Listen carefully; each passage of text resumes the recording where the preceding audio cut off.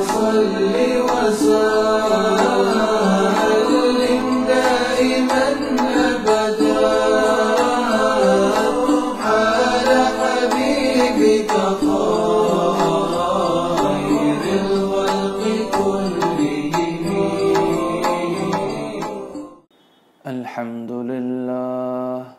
الحمد لله رب العالمين، والعاقبة للمتقين، والصلاة والسلام على أشرف الأنبياء والمرسلين محمد وعلى آله وصحبه أجمعين.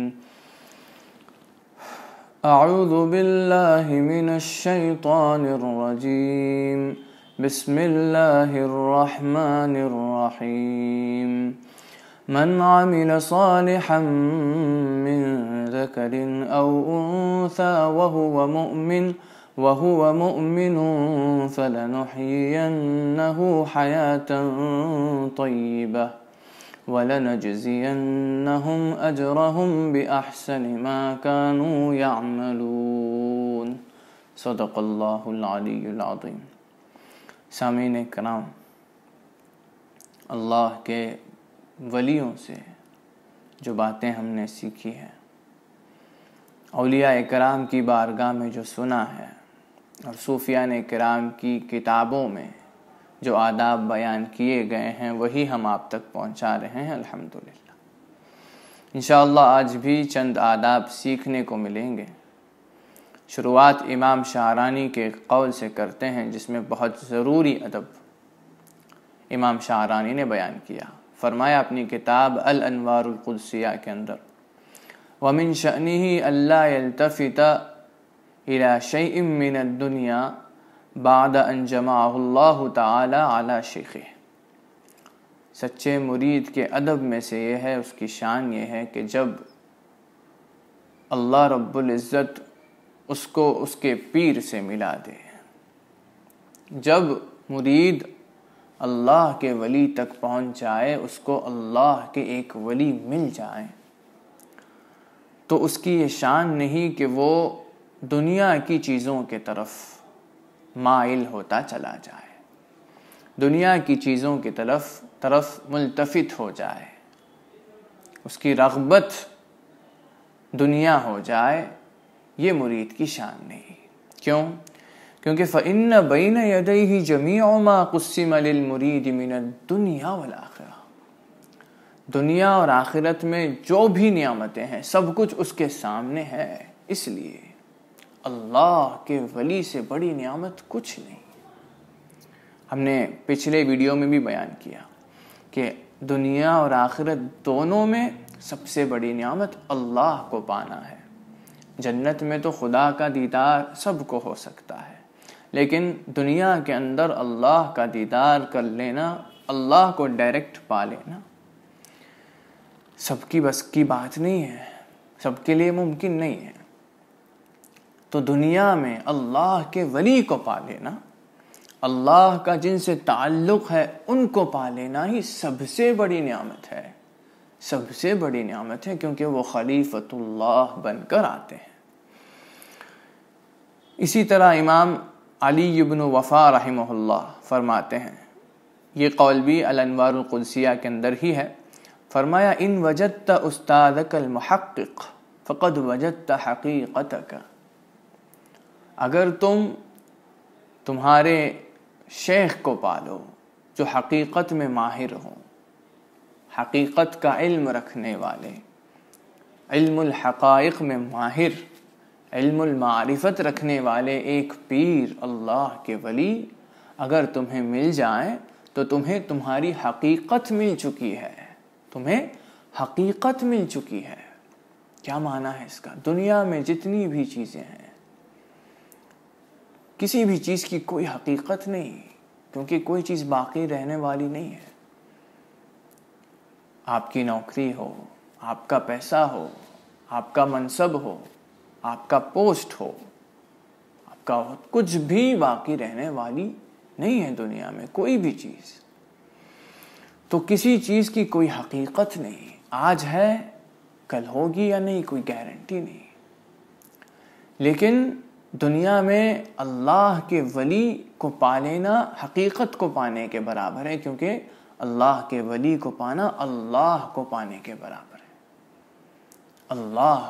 اللہ تو ہمیشہ باقی رہنے والا ہے، اللہ کی ذات ہمیشہ باقی رہنے والی ذات ہے، تو وہی حقیقت ہے۔ آگے فرمایا وَإِن وَجَدْتَ حَقِيقَتَكَ وَجَدْتَ اللَّهَ عِندَهَا، جب تم تمہاری حقیقت کو پالو تو تم تو اللہ کو پالو گے، تمہیں اللہ مل جائے گا۔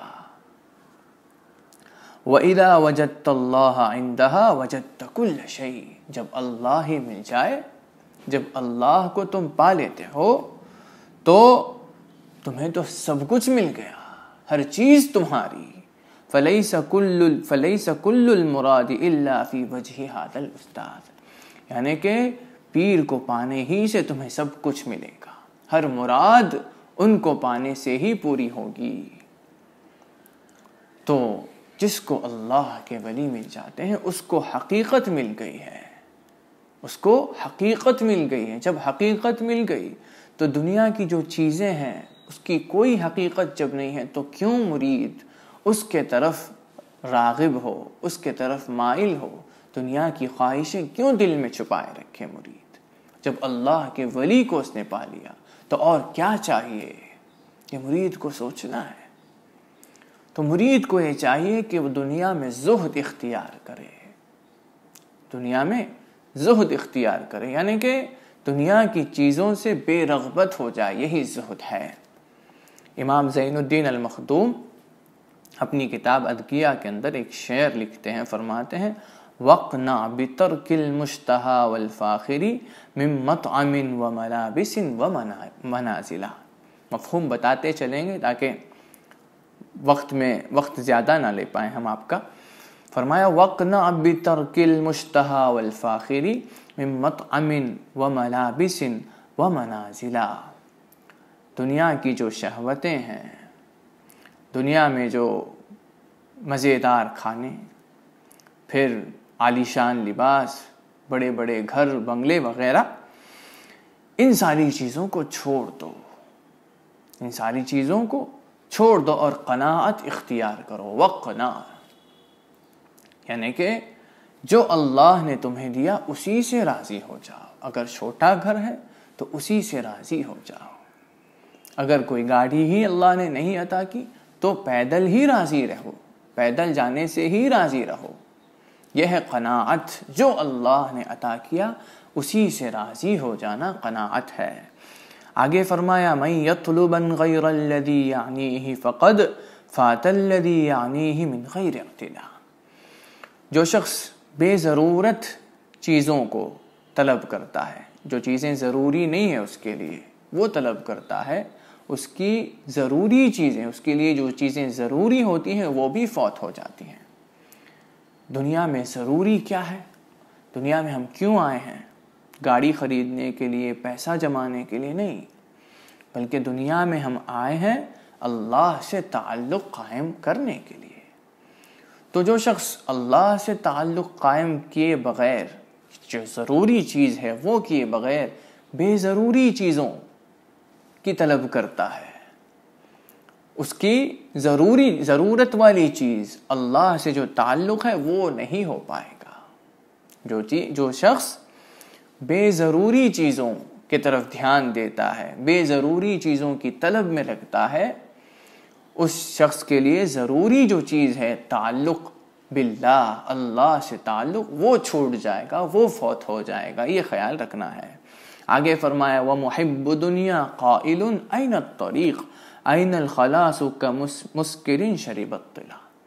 جو شخص دنیا کا چاہنے والا ہو وہ تو ایک ایسے شخص کی طرح ہے جو نشے میں ہوتا ہے اور یہ کہتے پھرتا ہے کہ نجات کا راستہ کہاں ہے، کس طرح نجات پائی جائے دنیا میں۔ أَيْنَ الطَّرِيقُ، اللہ تک کیسے پہنچیں، أَيْنَ الْخَلَاصُ، کیسے نجات پائیں۔ صرف یہ پوچھتا پھرتا ہے، لیکن اللہ تک پہنچنے کا راستہ پوچھتا تو ہے لیکن اس کے لیے کوشش نہیں کرتا، پہنچنے کی کوشش نہیں کرتا، کیونکہ اس کے دل میں دنیا بھری پڑی ہوئی ہے، وہ محب دنیا ہے۔ وہ فرمایا وہ محب دنیا قائل این الطریق، کہاں ہے راستہ اللہ تک پہنچنے کا؟ جیسے کوئی شخص نشے میں ہو اور بات کرے، ویسے اس کے اندر دنیا کا نشہ بھرا پڑا ہوا ہے۔ آگے فرمایا وزہد، یہ بہت ضروری بات ہے، وزہد وذا فقد علاقۃ قلبک بالمال لا فقد لہ تک اعقلا، وزہد وذا فقد علاقۃ قلبک بالمال لا فقد لہ تک اعقلا، یعنی کہ زہد اختیار کرنے کا معنی یہ نہیں کہ آپ ہر چیز کو چھوڑ دیں۔ بڑی گاڑی، بہترین گاڑی اگر اللہ عطا کرے تو نہیں، یہ ہمیں نہیں چاہیے، اس طرح چھوڑنا نہیں ہے۔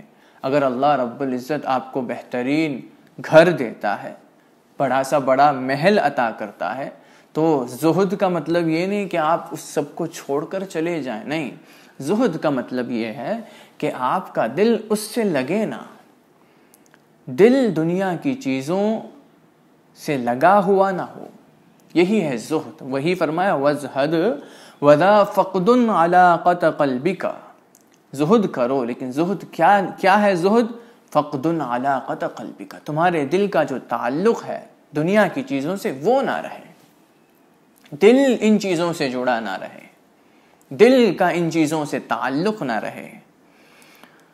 فقد لا فقد لہو، یہ چیزیں ہی تم استعمال نہ کرو، یہ نہیں ہے۔ پیران پیر بہترین عالیشان لباس پہنا کرتے تھے۔ صوفیان کرام میں آپ کو دونوں طرح کے لوگ ملیں گے، جو بہتر سے بہتر گاڑی میں، لگژری کار میں سفر کرتے ہیں، ایسے لوگ بھی موجود ہیں، اور جو صرف پیدل ہی چلتے ہوں، بغیر چپل کے ہی ہر جگہ چل کر جاتے ہوں، ایسے لوگ بھی موجود ہیں۔ صوفیان کرام میں جو بہتر سے بہتر عالیشان لباس پہنتے ہیں، ایسے لوگ بھی موجود ہیں۔ جو معمولی پرانا لباس بھی پہن لیتے ہیں، ایسے لوگ بھی موجود ہیں۔ الغرض صوفیان کرام جس حال میں بھی ہو، وہ راضی ہوتے ہیں اللہ سے، اور ان کا الگ الگ راستہ ہے، الگ الگ طریقہ ہے۔ اسی لیے اسی شعر کے اندر فرمایا وَلِكُلِّ وَاحِدِهِمْ طَرِيقٌ مِّن طُرُقٍ يَخْتَارُهُ فَيَكُونُ مِن ذَا وَاصِلًا، ان میں سے یعنی کہ اولیاء اکرام میں سے ہر ایک کا ایک راستہ ہے، الگ الگ راستہ ہے، لیکن مقصد ایک ہے، اللہ رب العزت۔ تو زہد سیکھنا ہے تو صوفیان کرام سے سیکھنا ہے۔ صوفیان کرام، کبھی بعض اولیاء اکرام کو آپ دیکھیں گے کہ وہ لگژری کار استعمال کریں گے، بڑے سے بڑے گھر میں جو محل کے طرح ہوگا ویسے گھر میں رہیں گے، مزیدار کھانا بھی کھائیں گے، لیکن ان ساری چیزوں سے ان کا دل لگا ہوا نہیں ہوگا۔ اگر اللہ کا حکم آئے کہ وہ سب کچھ چھوڑ کر جنگل میں جا کر پڑے رہیں، تو وہ پوری رضامندی کے ساتھ جنگل میں جا کر رہیں گے۔ جو خوشی اس گھر میں رہتے ہوئے وہ پا رہے تھے، وہی خوشی کے ساتھ، اسی خوشی کے ساتھ جنگل میں بھی رہیں گے۔ جو خوشی یا پھر جو رضامندی ان کو ایئر کنڈیشن روم میں ملتی ہے، اسی رضامندی کے ساتھ وہ دھوپ میں بھی رہیں گے، سخت دھوپ میں بھی رہ لیں گے۔ اس کی وجہ یہ ہے کہ ان کا دل کسی سے جڑا ہوا نہیں ہے اللہ کے سوا۔ اللہ جس حالت میں بھی انہیں رکھے وہ راضی رہتے ہیں۔ تو یہی سمجھایا وزہد، زہد تو کرو، لیکن زہد کیا نہیں ہے تم ہر چیز کو چھوڑ کر چلے جاؤ۔ اللہ جب بہتر گھر عطا کرے تو نہیں چاہیے بول کر چلے جاؤ، اللہ اگر گاڑی عطا کرے تو نہیں چاہیے، یہ زہد نہیں ہے۔ زہد یہ ہے کہ آپ کو اللہ جو بھی عطا کرے اس سے آپ راضی ہوں، اور کسی بھی چیز سے، دنیا کی کسی بھی چیز سے آپ کا دل جڑا ہوا نہ ہو، لگا ہوا نہ ہو۔ اگر اللہ نے آپ کو بہت بڑا بہترین گھر دیا اور کسی وجہ سے اس کو بیچنا پڑ رہا ہے اللہ کے راستے میں خرچ کرنے کے لیے، یا کوئی مجبوری ہے کہ آپ بیچ رہے ہیں، تو پریشان نہ ہو جائیے۔ یہ حالت، اس مجبوری میں آپ کو لایا خدا نے ہے، یہ دیکھنے کے لیے کہ آپ راضی ہوتے ہیں کہ نہیں۔ جو رضامندی جب گھر میں رہتے ہوئے آپ کو جو رضامندی ملی، وہی رضامندی کے ساتھ آپ کو گھر چھوڑنا بھی ہے، یہ زہد ہے۔ کوئی بھی چیز اگر ہاتھ سے جب ملتی ہے تو جتنا آپ خوش ہوتے ہیں، جتنا راضی ہوتے ہیں، وہی رضامندی جب وہ چیز ہاتھ سے نکلتی ہے تب بھی ہونی ہے۔ کوئی پریشانی آپ کو نہ ہو، کوئی چیز ہاتھ سے نکلے تو کوئی غم نہ ہو، یہی ہے دلیل کہ آپ کا دل اس چیز سے لگا ہوا نہیں ہے۔ اگر آپ کو اللہ نے لگژری کار دی، مرسیڈیز بینز، پھر کسی وجہ سے وہ کار کھو گئی یا پھر چوری ہو گئی تو آپ ایک دم غمگین ہو گئے، تو اس کا معنی یہ ہے کہ آپ کا دل اس سے لگا ہوا ہے۔ اس کا معنی یہ نہیں کہ آپ چوری ہو گئی تو چھوڑ کر بیٹھ جائیں، ایف آئی آر کرنا ہے، پولیس کمپلینٹ درج کرانی ہے، گاڑی کو ڈھونڈنا ہے، سب کرنا ہے، لیکن آپ کا دل صرف اللہ سے جڑا ہوا ہونا چاہیے، گاڑی سے نہیں۔ ایک دم مایوس، ایک دم غمگین، ہمیشہ نماز میں بھی وہی خیال، عبادتوں میں بھی وہی خیال کہ گاڑی کون لے گیا ہوگا، ہائے اتنا پیسہ لگایا تھا اس گاڑی میں۔ تو یہی فرمایا کہ آپ اپنا دل صرف اللہ سے لگائیں، یہ زہد ہے۔ دنیا کی کسی بھی چیز سے آپ اپنا دل نہ لگائیں، یہی زہد ہے۔ آگے فرمایا وَاتْرُكْ مِنَ الْأَزْوَاجِ مَنْ مَا سَاعَدَتْ فِي طَاعَةٍ وَاخْتَرْ عَزُوبًا فَاضِلًا، یعنی کہ مرید اگر شادی کے لیے کوئی ساتھی چننا چاہے، کوئی جوڑا اختیار کرنا چاہے تو ایسا جوڑا اختیار کرے، ایسے ساتھی کی تلاش کرے جو اللہ کی طاعت میں اس کی مدد کر سکے، اس کا ساتھ دے سکے۔ تو اگر اللہ کے ولیوں کے راستے میں چلنے والا کوئی شخص شادی کرنے کے لیے کوئی ساتھی تلاش کرتا ہے، جوڑا تلاش کرتا ہے، تو اس پر یہ لازم ہے کہ وہ ایسا جوڑا تلاش کرے جو اللہ کے ولیوں کو مانتا ہو۔ اللہ کے ولیوں کو مانتا ہی نہیں ہے تو ایسے شخص کے ساتھ کیا زندگی گزاریں گے آپ؟ اللہ کے ولیوں کو ماننے والا ساتھی چاہیے جو آپ کو اللہ کے ولیوں کے ساتھ رہ کے آپ ان کی صحبت میں بھی آپ کا ساتھ دے سکے۔ ایسے جوڑے کو اختیار کیجئے، سمجھایا۔ پھر فرمایا لسلامت الدنیا خصال اربع غفر لجہل القوم منعوک تجہلا، دنیا میں سلامتی کے لیے 4 نصیحتیں دی ہیں۔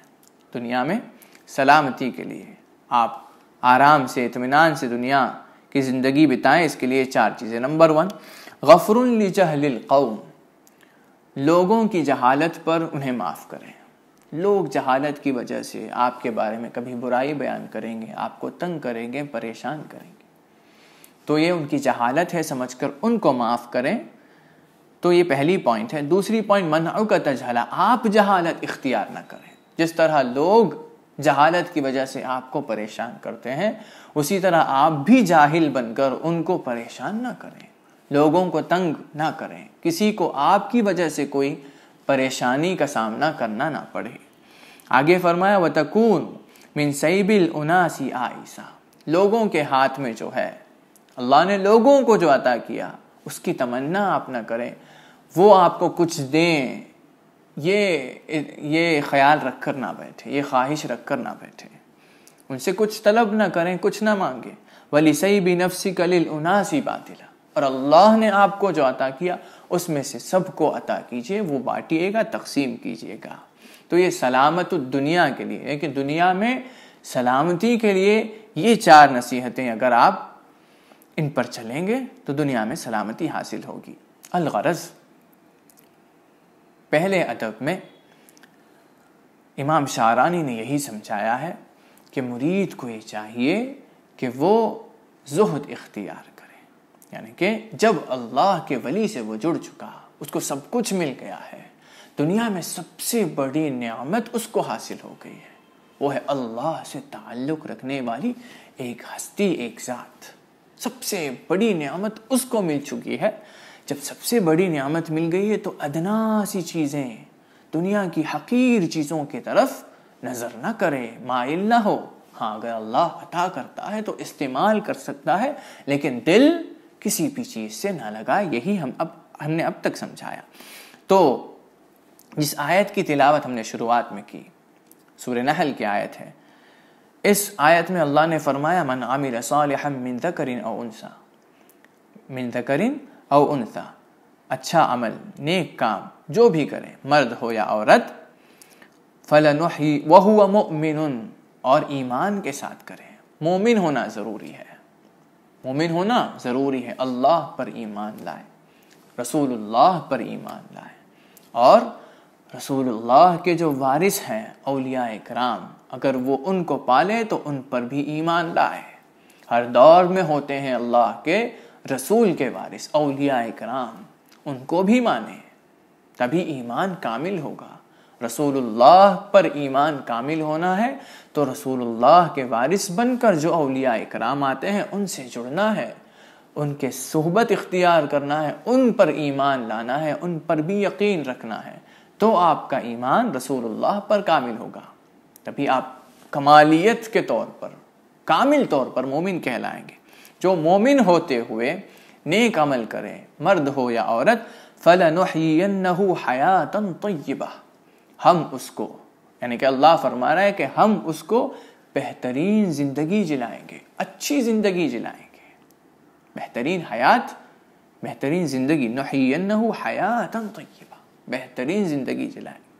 تو شعب الایمان کے اندر امام بیہقی نے ایک حدیث نقل کی ہے، فرمایا کہ ابن عباس رضی اللہ تعالی عنہ اس آیت کی تلاوت کرنے کے بعد آپ نے فرمایا کہ قال القنوع نحیینہ حیاتاً طیبہ، اچھی زندگی سے مراد یہ ہے کہ انسان کو قناعت بخش دی جائے گی، یعنی کہ جو اللہ نے دیا اس سے اللہ اس کو راضی کر دے گا، وہ ایک دم اطمینان میں رہے گا۔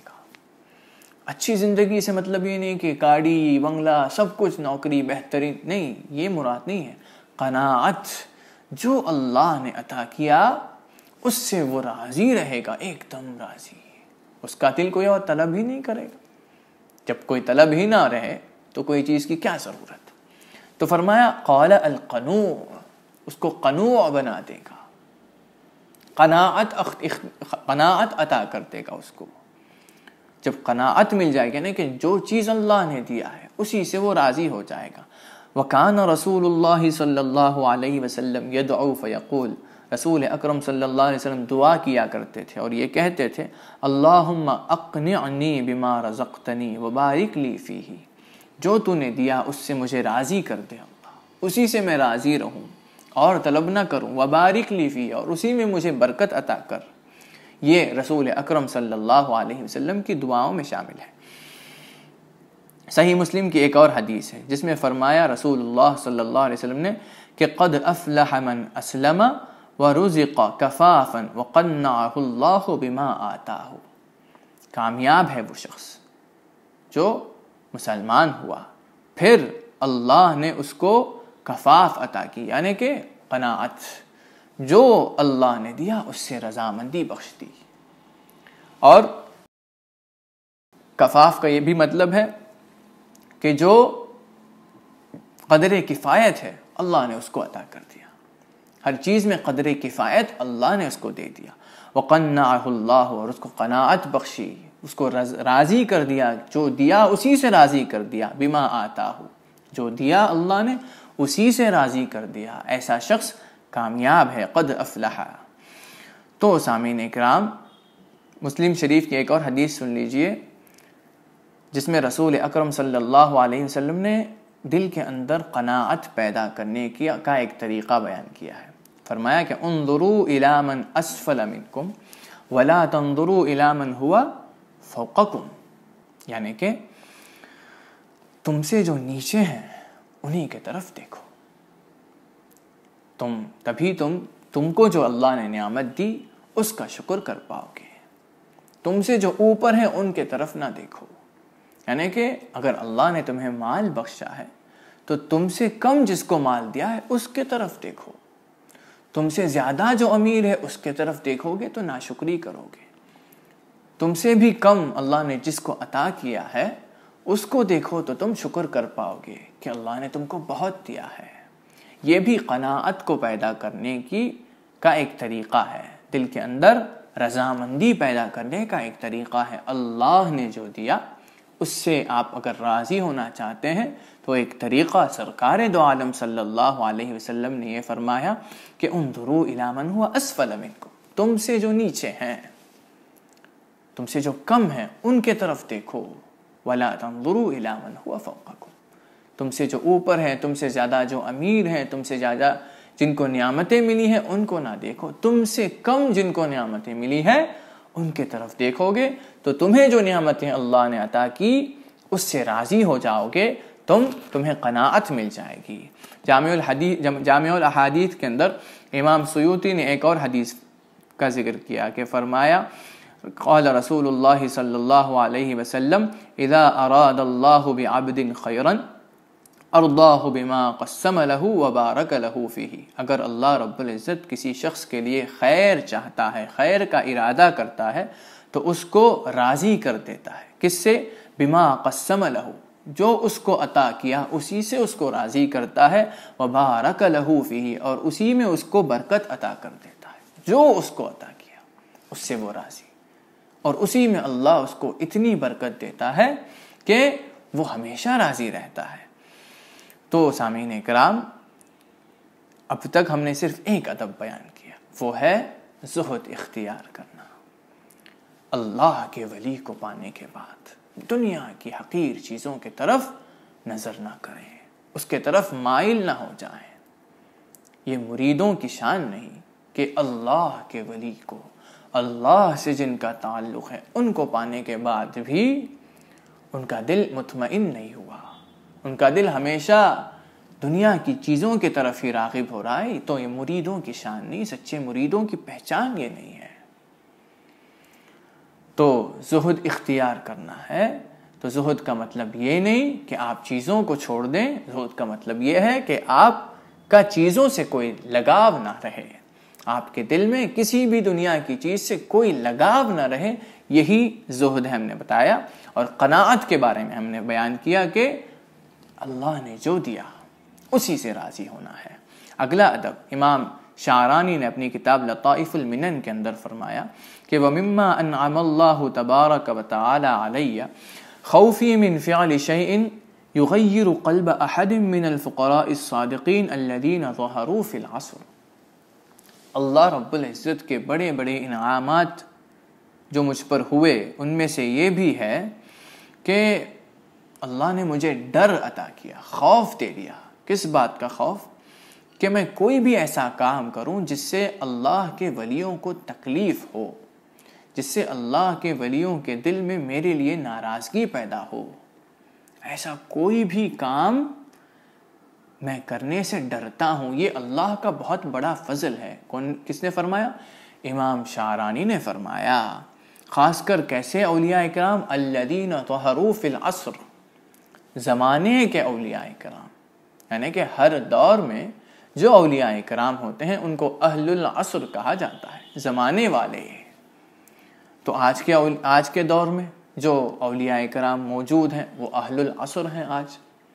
تو زمانے کے جو اولیاء کرام ہوتے ہیں ان کے دل میں میرے لیے کوئی ناراضگی پیدا ہو جائے، ایسا کوئی بھی کام کرنے سے میں بہت خوف کرتا ہوں، یہ اللہ کا بہت بڑا فضل ہے مجھ پر۔ امام شعرانی نے فرمایا فقد اوصانی شیخی علی الخواص قدس اللہ سرہ العزیز، میرے پیر و مرشد علی الخواص قدس اللہ سرہ العزیز مجھے یہ نصیحت کرتے تھے کہ ایاک ان تؤذی احدا من الفقراء وان کان لک اعمال من الخیر کامثال الجبال۔ امام شعرانی فرماتے ہیں کہ میرے پیر و مرشد مجھے یہ نصیحت دیتے تھے کہ ہرگز کسی فقیر کو تکلیف نہ پہنچانا، ایذا نہ کرنا، یعنی کہ تکلیف نہ پہنچانا کسی بھی ولی اللہ کو، اگرچہ تمہارے پاس پہاڑوں جتنے نیک اعمال کیوں نہ ہوں، کسی بھی ولی کو تکلیف نہ پہنچانا، اتنے اعمال اگرچہ تمہارے پاس کیوں نہ ہو، کیونکہ کوئی عمل کام آنے والا نہیں ہے۔ جب اللہ کے ولیوں کو کوئی تکلیف پہنچا دے تو اس کا کوئی عمل اس کے کام نہیں آنے والا ہے۔ کیوں؟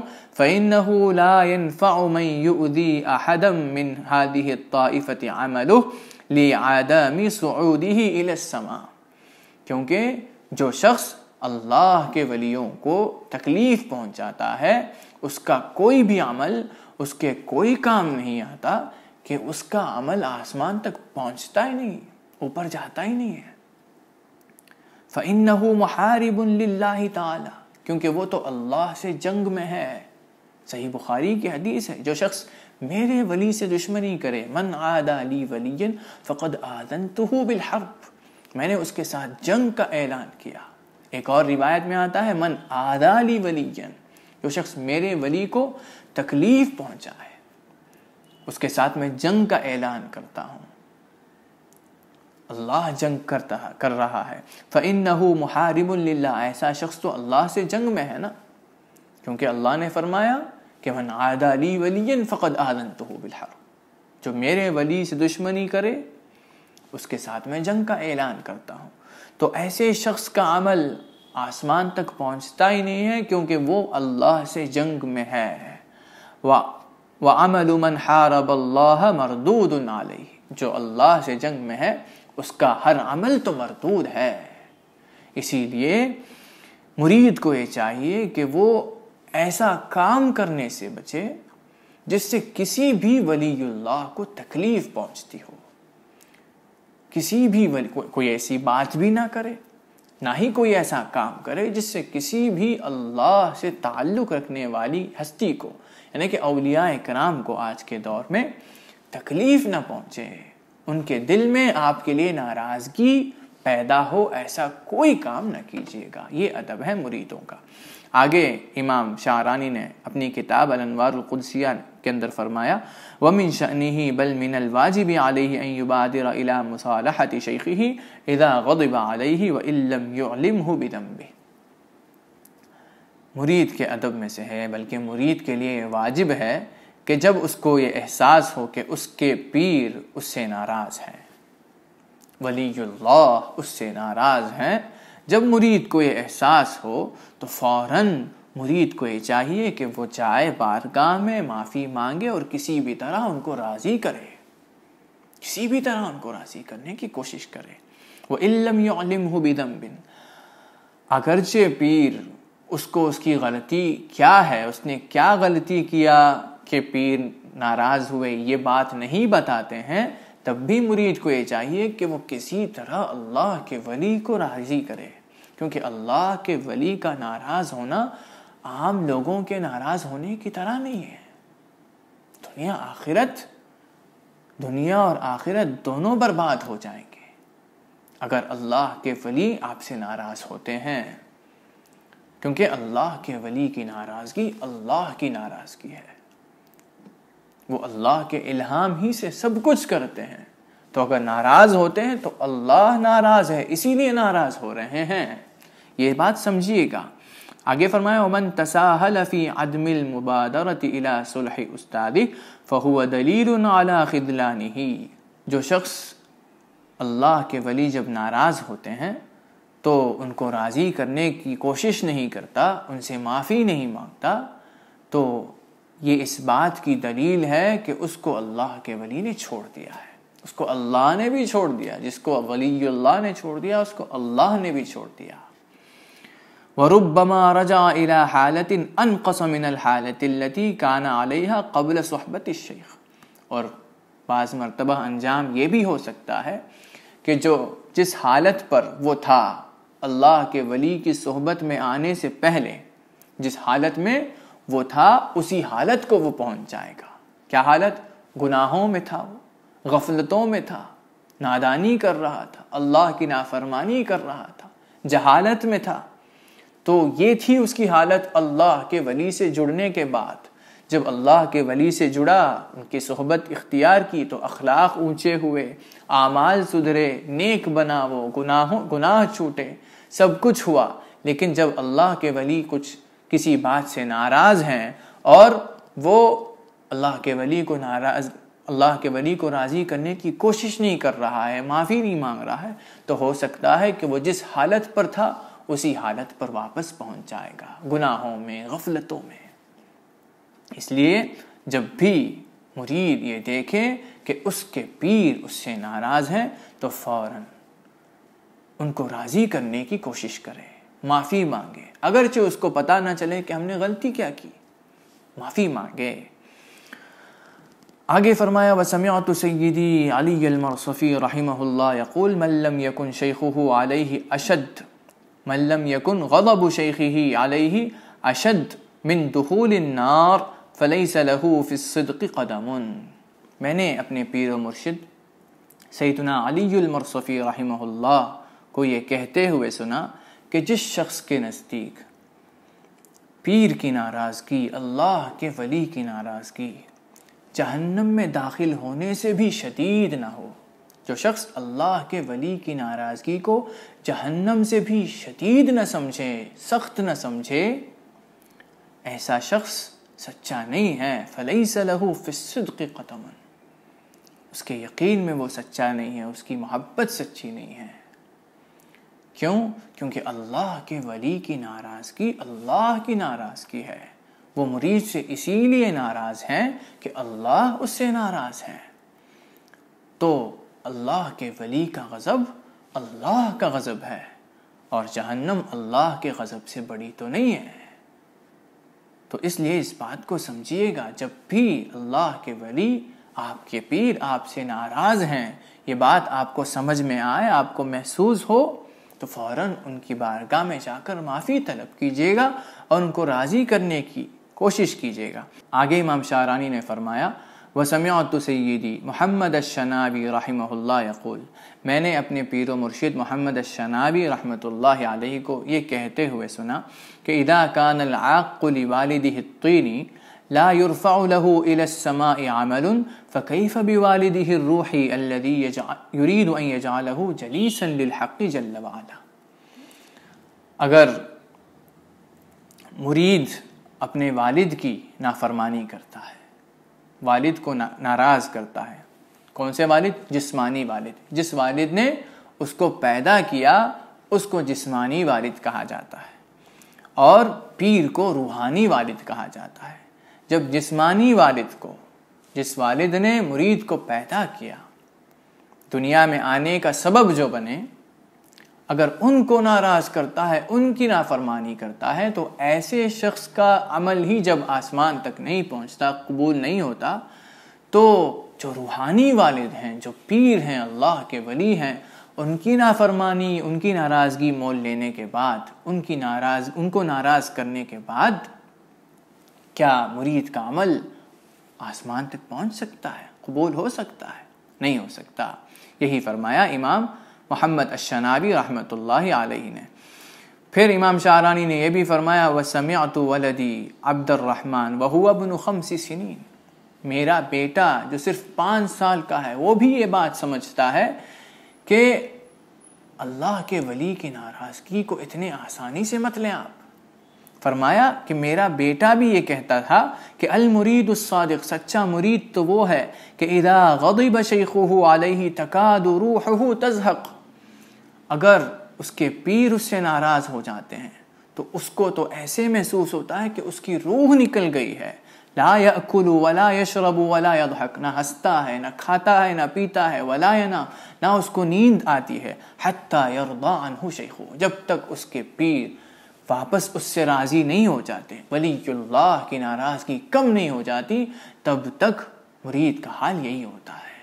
اس کو یہ احساس ہوتا ہے کہ اس کی روح ہی نکل چکی ہے، کسی چیز میں اسے دلچسپی نہیں ہوتی ہے۔